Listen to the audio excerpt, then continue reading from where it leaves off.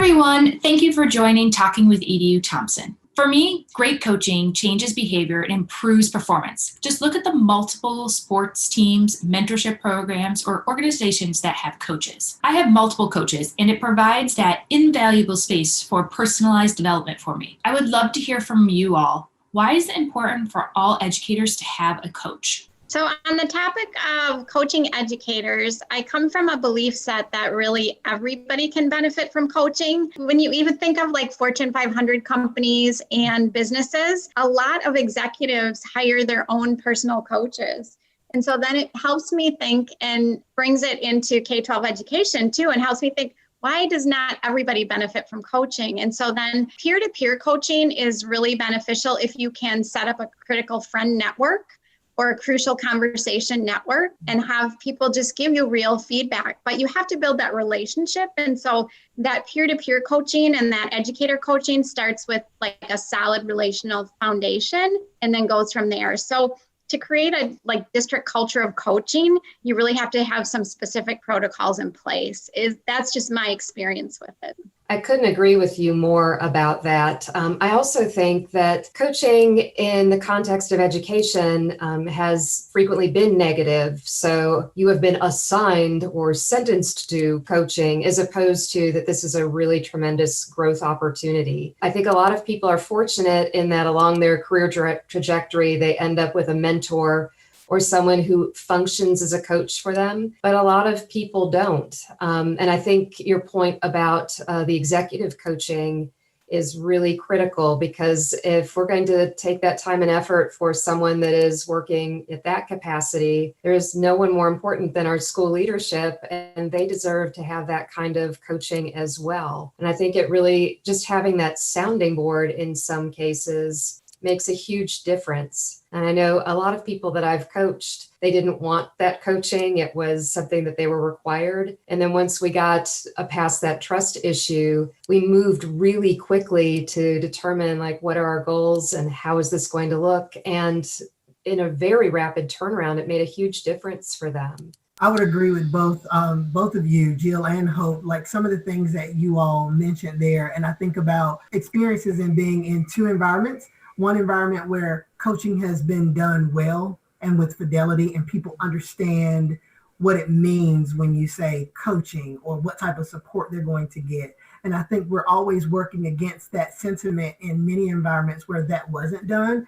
I can think about so many organizations use that title of coach or someone who's coaching, and what they're providing could be summed up as consulting services and not coaching services. And so when you think about someone consulting, they would be coming in to kind of fix a problem or provide solutions immediately, whereas a coach is helping you process through it. And so right now I can say, being in an environment, especially here in Wake County, where coaching has been done with fidelity, people understand it, people ask for it, and they desire it. And I think that helps the coach in knowing that the coachee is coming in fully understanding what they are getting into and really looking forward to that process. And I think it goes back to you, what you said, Jill, about having a network established and building that system or that place of trust is essential for there to be true coaching to occur. And I find that where I am, one of the really critical success pieces is developing a really clear definition about what is a coach, and then that examples and non-examples. So this is not what coaching looks like. This is what coaching looks like. And then having those protocols and the common language to understand what that should look like. I love that, Hope. So are you talking you have developed exemplars for the current work that you do? Because I would love to see those if you have. I don't have a written exemplar that would give a good example of, hey, let's look at this. But what we've developed is a series of protocols that help us know, and we have kind of this is what it looks like, this is what it doesn't look like, and I'm happy to share any of that.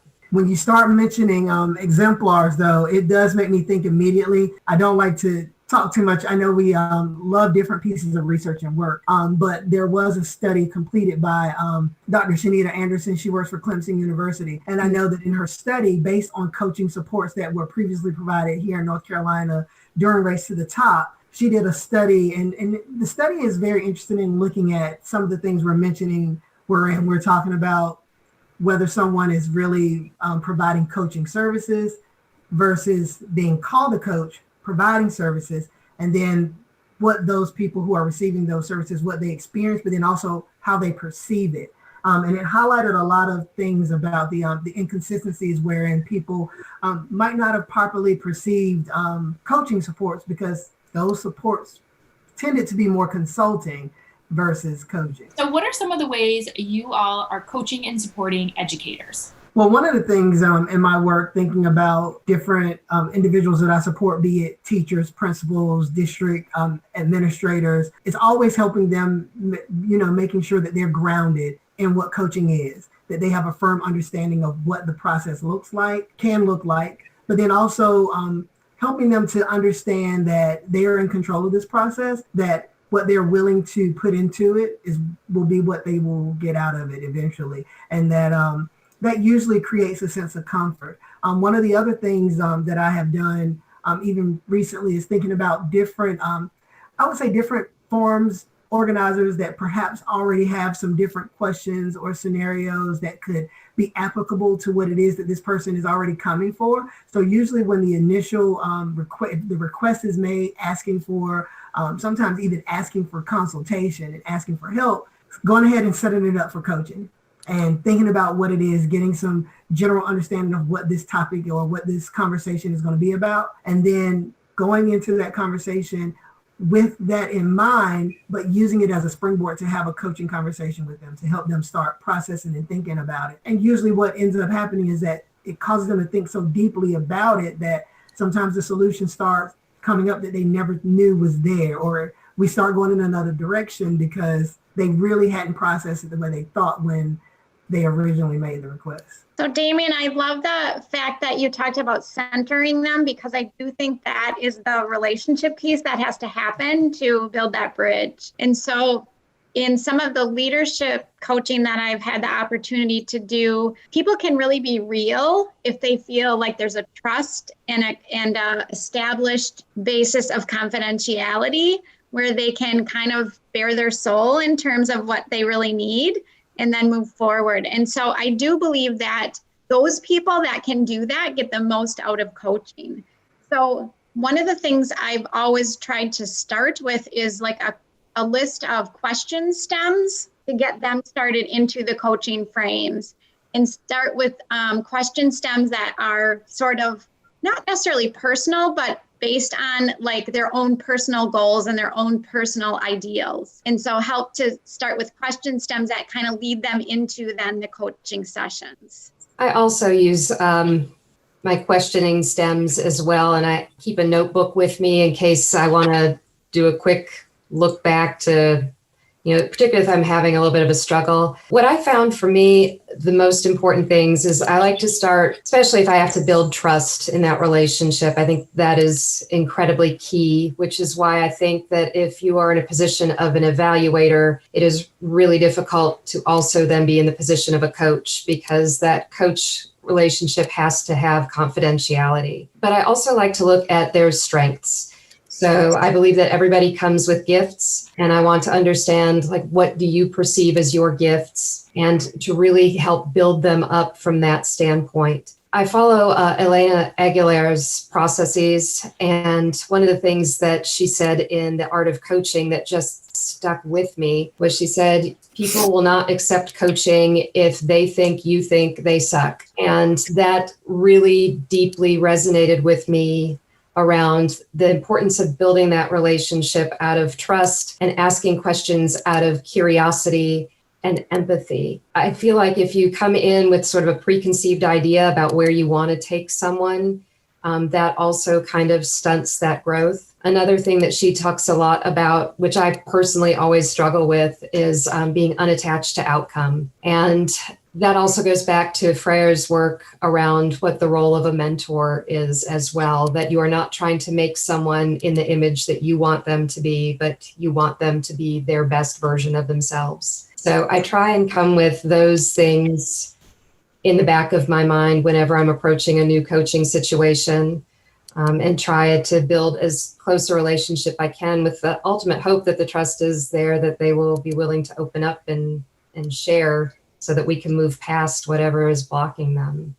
It's awesome that you chose that Aguilar quote, because I quote that same thing very often, but I always paraphrase it by saying it's not my quote. I'm using this, I'm borrowing this. But I do think that the part about that quote, which helped me become more reflective, is that the reason she shared that quote is because she had done some deep reflection herself on what she was doing in coaching and how she was damaging some of the coaching relationships by some of the things that were going on. And I do believe that helped me also reframe some of the coaching I was doing, because like you said, it's not necessarily what I want them to become, but it's about the goal that they have and what they want to be in, like you said, the best version of themselves, because we can push and push and push. And I don't want a bunch of mini me's running around. That's not the idea. I learned that very early on when I was a principal. You need those diverging opinions and differences at the table to make things stronger. And so that's really important in coaching too. I think that also ties into Brene Brown's work around empathy, that as a coach, I always try and come with an open heart, but with empathy, because sometimes you run into folks that they'll say something or they hold a belief that really is triggering to you, but you've got to set that aside. And the way that I do that is to try and remain in curiosity and ask a lot of questions, and then to really come from an empathetic standpoint of this person is potentially hurting and how can we work together to get beyond that. So what are some of the challenges that coaches are facing? So I think that 2020 being the year that it has been has definitely added a bunch of layers of context. I think traditionally, a lot of coaches, you go into a brick and mortar building, you're able to sit face to face with that person. You can view a teacher in his or her classroom. You can walk down the hall and overhear conversations. But with a lot of people still working completely remote, that's really changed the dynamic of what coaching looks like. So for me, in my experience, one of the real positives is I now have very dedicated one-on-one time with people in many cases. So we're really being able to dig deep.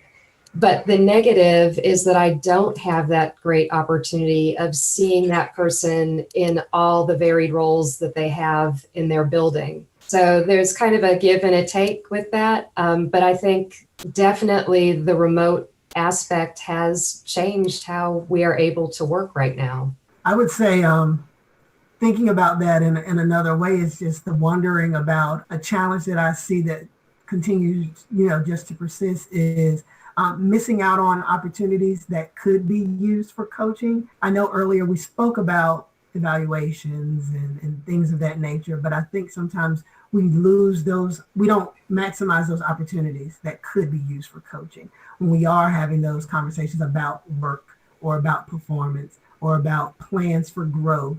And sometimes we just get into that mode where we're checking off boxes. And I feel like now presents one of those times where we're checking off a lot of boxes because so many things are different. We have so many more tasks and things that we're dealing with, sometimes juggling just because home life has, changed so much. And so I think one of the things that I'm constantly seeing in my work is fighting against or working against that mindset of not maximizing those opportunities that could be used for coaching when coaching wasn't originally something that was identified as a part of that process. Mm-hmm. I do think systemically, some of the challenges are just the overall belief that coaching is necessary in a district and that coaching is part of the fabric of a district. And so in looking at that, we have a very robust instructional coaching program. But I do know when we run into issues with dollars and things, a lot of times that program is talked about as maybe not existing anymore. And then I think that would really be a deficit for the teachers because they're the ones who are getting that benefit. And then in turn, support for administrators, our support for administrators has centered more on the evaluation or consulting piece versus the coaching piece. And so we've been trying to move into a frame of piloting some more coaching frames with Jill's help, actually. And so we're moving into that arena, but it's a real challenging piece because of the belief system in the district. And so some of that is working through those pitfalls and those taking everybody's ideas into account and then coming up with a system that will work to coach the leaders also. And so some of it's pitfall, but some of it also is feedback that helps us grow, right? So it's looking systemically at how can we support everybody from the very top to the very lowest position in the district in terms of coaching. And I do think that it takes a pretty robust belief system and program to support all those people when I'm talking about 3,000 employees. Yeah, I think what you're mentioning there again goes back to thinking about our work here in Wake County and just thinking about there's a culture for coaching there. But sometimes even within that culture, there's still pockets where it hasn't found its way, it hasn't seeped all the way down. And when you just mentioned there about the entire employee spectrum, that's one of those things that I would also say is a challenge, is making sure that everyone in that spectrum has equitable access to some form of coaching. I know that we always think first about our leaders, our teachers, but then, like you said, there's so many people within a given space in education that do work to support our students that also could benefit from coaching, because what they're doing, no matter what their role is still in support of our students having optimal learning outcomes. And so they can sometimes be left out of this conversation. My 3 takeaways from our talk today are: 1, you have to build trusting relationships in order for the coaching process to be optimized. 2, defining what coaching is and isn't is really important because it helps clear up misconceptions and misunderstandings. And 3, everyone should have a coach, from superintendent to a first-year teacher, as everyone can always become better. Thank you for learning and growing with me. I hope to see you next time on Talking with EDU Thompson.